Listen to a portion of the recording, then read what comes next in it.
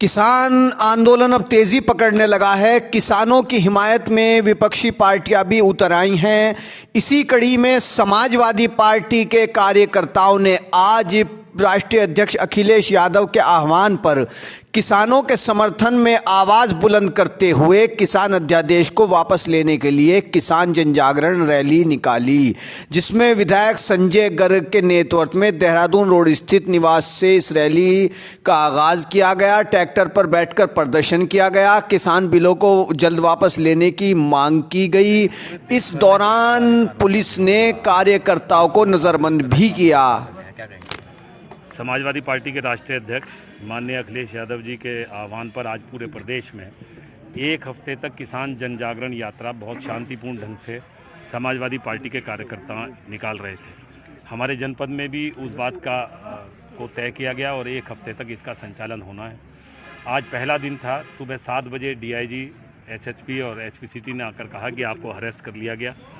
जबकि आज दूसरी विधानसभाओं में इस कार्यक्रम का आयोजन था। हमारा आयोजन 2 दिन बाद का था,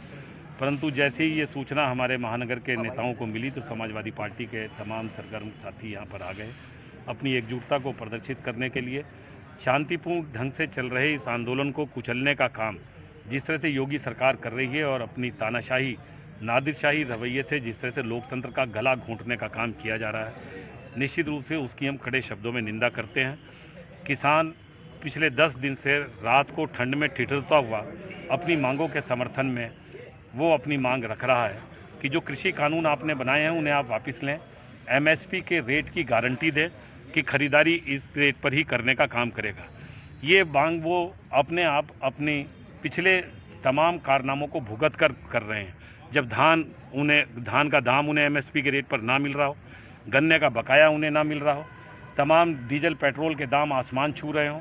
फर्टिलाइज़र उन्हें मिलने की बात ना हो रही हो, बीज के दाम लगातार बढ़ रहे हों और किसान की जेब सिकुड़ती जा रही हो, ऐसे में जब 75% से ज़्यादा आबादी कृषि के ऊपर आधारित हो और 135 करोड़ की आबादी का ये मुल्क जिसके पास रोजगार के साधन सिकुड़ गए हों, बेरोजगारी चरमोत्कर्ष पर हो, नौजवान तड़फ रहा हो, ऐसी उन तमाम स्थितियों से परेशान होकर किसान अपने आप बिना किसी राजनीतिक बैनर के अपने अपने संगठनों के माध्यम से पिछले 10 दिन से ये गुहार लगा रहा था। परंतु ठंड से ठिठुरते हुए उस किसान पर आप पानी की बौछार छोड़ेंगे, आप लाठीचार्ज करेंगे, आप गोलीकांड करेंगे, आप उनकी आवाज़ को दबाने का काम करेंगे और तब 8 तारीख को होने वाले भारत बंद में जो कल होना है, तमाम राजनीतिक पार्टियों ने उसे समर्थन देने का काम किया तो किसानों को अपमानित शब्दों से इस्तेमाल करने में भी हिचकिचाहट महसूस होने का काम भारतीय जनता पार्टी के नेताओं को नहीं हो रही है। मैं उनके द्वारा इस्तेमाल होने वाले जो शब्द किसानों के प्रति कहे गए उनकी कड़े शब्दों में निंदा करता हूँ।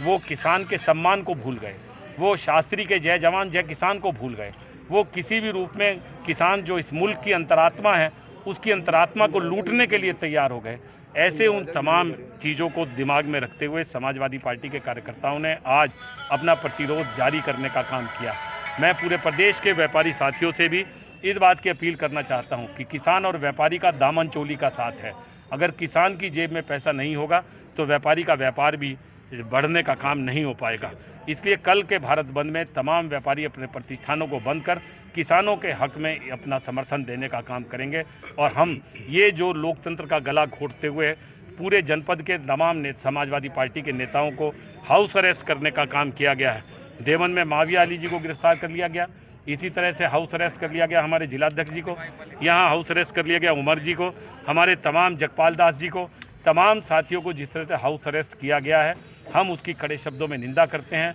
और निश्चित रूप से समाजवादी पार्टी का कार्यकर्ता दुकान पर जाकर, चाय की चौपाल पर जाकर, खेत खलियान में जाकर लोगों में जागरूकता पैदा करने का काम उसके बावजूद भी नहीं छोड़ेगा और लोकतंत्र में एक सजग प्रहरी के रूप में किसान के ऊपर जो ये चोट पहुंचाने का काम केंद्र सरकार के द्वारा किया गया है इसके प्रति जागरूक करते हुए लोकतंत्र के 2022 के मेले में इन्हें दो टूक जवाब देने का काम करेगा।